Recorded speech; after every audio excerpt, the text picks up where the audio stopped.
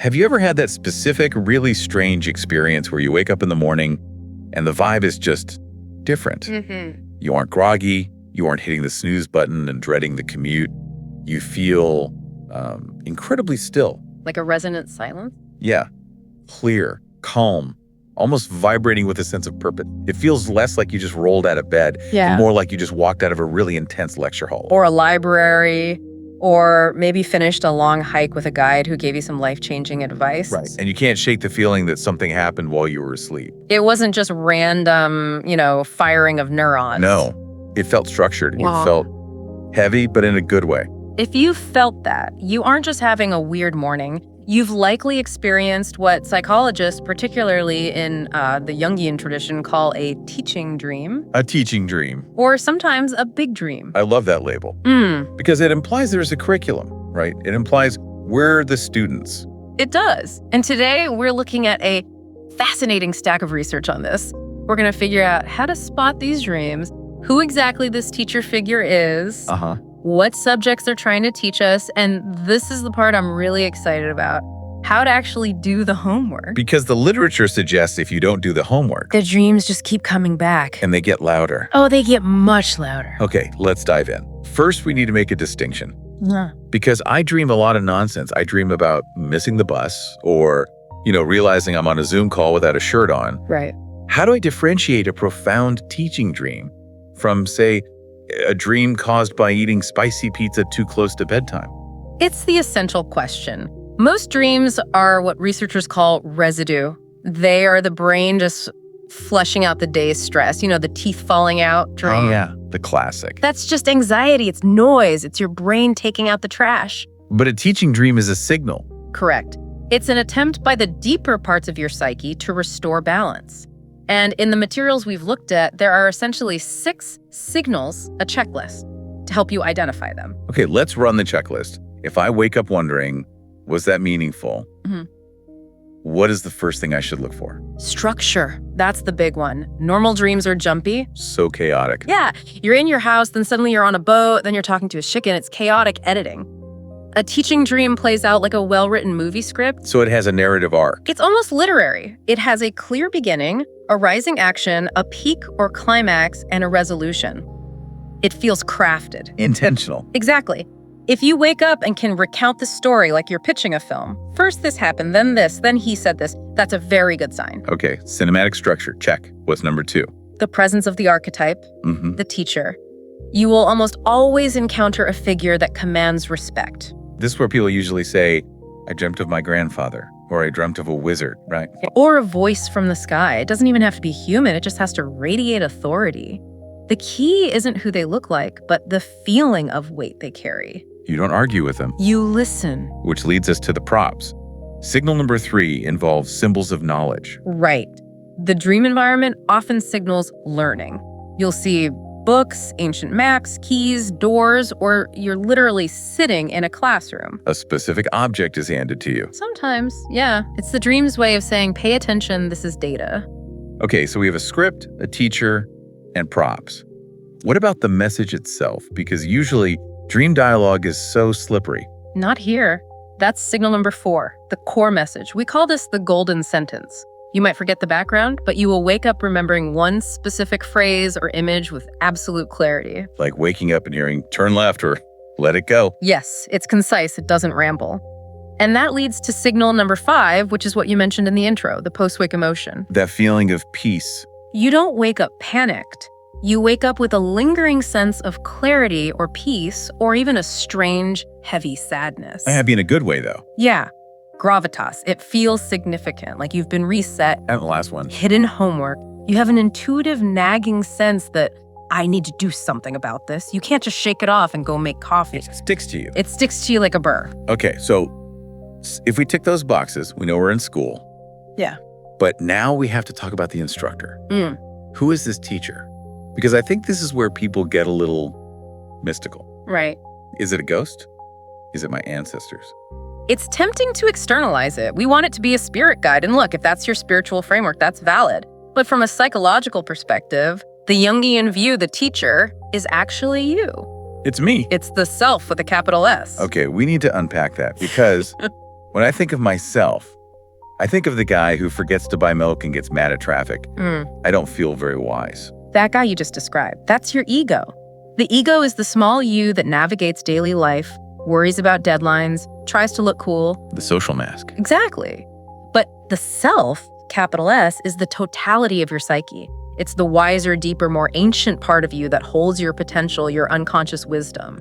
So the self is like the CEO, and the ego is just the intern running around trying to keep the printer working. That is a fantastic analogy, yes. The CEO knows the long-term strategy. The intern is just trying to survive the day. But the intern is busy and distracted. Right. So because the ego is stubborn, the self projects an authority figure, an avatar, to make you listen. It puts on a costume. That makes so much sense. If I just heard my own voice in a dream, I'd probably ignore it. But if, a wise old woman shows up and tells me to get my act together, I'm listening. Precisely. And the avatar the self chooses is a clue in itself. It tells you what you're lacking. Give me an example. Well, think about associations. If your teacher appears as a strict PE coach, what does that suggest? Maybe I need discipline. Or I need to stop being lazy and just run the laps. Right. Physical action, endurance. But if the teacher appears as an eccentric, messy art teacher, I'm being too rigid, too logical. You need to embrace feeling, chaos, or creativity. The disguise tells you about the lesson. That's fascinating. But there is a trap here, isn't there? The sources mention something called the spiritual ego. This is a huge red flag. A lot of people have these dreams and wake up thinking, I am the chosen one. I have received a divine prophecy. I am special. I am profound. Exactly. And that is the opposite of the point. The goal of the teacher isn't to inflate your ego, it's to integrate your psyche. It should make you calmer. Calmer, gentler, and more responsible. If it makes you feel superior, that's not the teacher, that's just your ego wearing a wizard hat. Your ego wearing a wizard hat. I love that. So we know who the teacher is. Now let's look at the syllabus. The notes say there are 4 core subjects. What's the first one? The first one is the clarity lesson. This is for the person who is plagued by indecision. You know when you're leaking energy because you just can't make a choice. Analysis paralysis. I know it well. The dream intervenes to cut through that noise. It's usually very direct. A voice might just say, choose the red path or stop now. It's forcing a decision. It's trying to plug that energy leak. Okay, what's the second subject? The boundary lesson. This is the class for the people pleasers. Oh, I feel seen. If you are letting people walk all over you in real life, your dreams will show you that metaphorically. You might dream of your house with broken fences or unlocked doors. Strangers just walking in. Exactly. Strangers wandering into your bedroom and you can't get them out. That sounds terrifying. It can be. But the lesson isn't to be afraid. The lesson is you are letting things in that should stay out. It's a call to toughen up your borders. So clarity and boundaries. What's the third one? This is the toughest class. Yeah. The shadow lesson. The shadow. This is classic Jung. But define it for us. Because people hear shadow and they think evil. Right. It's not necessarily evil. It's just the parts of yourself that you've rejected. It's your anger, your jealousy, your vulnerability. The parts you don't want on your resume. Exactly. And they usually show up as something chasing you, a monster, a dark figure. Or a crying child you want to get away from. That's a common one. And the natural instinct in the dream is to run, right? Of course. But the lesson here is acceptance. The monster is your own repressed anger. The dream is saying, stop running, turn around and look at it. So the homework is to stop and ask the monster what it wants. That's the key. Usually when you do that, the monster transforms, it shrinks, it turns into something manageable because you stopped rejecting it. That brings us to the final subject, the mission lesson. This sounds like the graduation level. This is big dream territory. This happens when you have strayed far from your true values. These dreams are often cosmic. You see maps, stars, the night sky. The hero's journey stuff. It is. It's a realignment.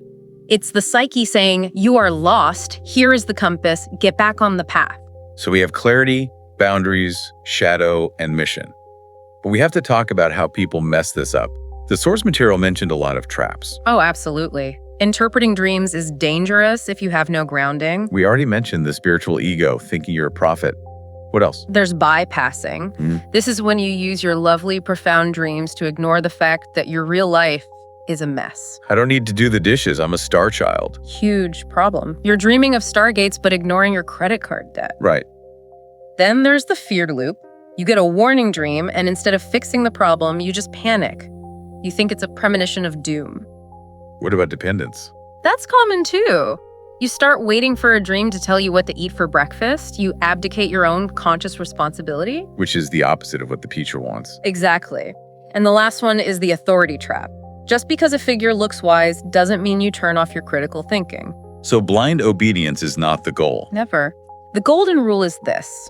A good dream interpretation should empower you to do small, correct things in reality. If it makes you feel detached or helpless, you've interpreted it wrong. Small, correct things. Yeah. That's the perfect segue. Let's get practical. I've had the dream. Now what? The sources outline a extraction protocol, a 5-step morning routine. Okay, this takes about 10 minutes, but you have to do it right when you wake up. Step 1 is capture. You have about 3 minutes before the dream logic fades. So grab the phone and dictate. Ideally, pen and paper. Screens snap you out of that state too fast. But whatever works, just write the scene and the core sentence. Speed is key. Step 2. Tag. Categorize it immediately. Was it clarity, boundary, shadow, mission? Giving it a label turns it into data. Okay, tagged. Step 3. Extract. This is where you play detective. Ask 3 specific questions. 1, what is the one-sentence message? 2, what life area does this touch work? Love, health. And 3, most important, what is the smallest immediate homework? Smallest immediate homework. Give me an example of what that looks like. Let's say you had a boundary dream about a broken fence. The homework isn't quit my job. Right, that's panic. The homework might be close my office door for 1 hour today, or say no to that one meeting I don't need to be in. It has to be actionable today. I love that. It makes it manageable. What's step 4? Test. Treat the dream as a hypothesis, not a commandment. Yeah. Go do that small homework, close the door, and see how it feels. It's the scientific method for your soul. Exactly. If the test works, that leads to step 5, integrate. You turn that action into a habit. You fix the fence permanently. Now, there's a timeline rule mentioned that I think is really smart. The 24-48 hour rule. Because we all procrastinate. We do, and dream energy evaporates. So within 24 hours of the dream, you must do one micro action to signal to your subconscious that you were listening. Like what? It can be ritualistic, write the message on a sticky note, light a candle, tidy your desk, just something physical that says message received. And the 48-hour part. Within 48 hours, you need to address the unfinished business. Send the text. Have the difficult conversation. If you wait longer, the energy dissipates. And then the teacher has to come back. And next time, they won't use a pointer. They'll use a megaphone. Right. But, and this is a massive disclaimer, we need to be careful about big actions, right? Crucial warning. Never, ever make life-altering decisions based solely on a dream overnight. Do not wake up from a mission dream and quit your job that morning. Right. Dreams are navigational data. They aren't commands to blow up your life. Start small. If the dream says leave, start by looking at why you want to leave. Prepare. Plan. Don't be impulsive. It's really about integrating that wisdom into a functioning life, not escaping life. That's the heart of it. Teaching dreams are gifts. But a gift is useless if you don't unwrap it, and unwrapping it means applying it. Unwrapping it means applying it. I like that. It helps us live in the real world with more awareness. We want to be more awake, even when we're awake. So here's the challenge for you listening. The next time you wake up with that feeling, that stillness, that clarity, don't just grab your phone and scroll. Take those 3 minutes. Capture it. Ask yourself what the homework is. Because if you don't do the homework, you're just going to have to repeat the grade. And nobody wants to be in summer school forever. Before we wrap up, I want to leave them with that final thought you mentioned. It's a question that sort of haunts me in a good way. It's a simple question. You can't learn from a teacher if you don't recognize them. So the next time you wake up feeling that strange clarity, ask yourself this: what is the homework assignment I am trying so hard to ignore? That's the one. Thanks for diving in with us. We'll see you next time.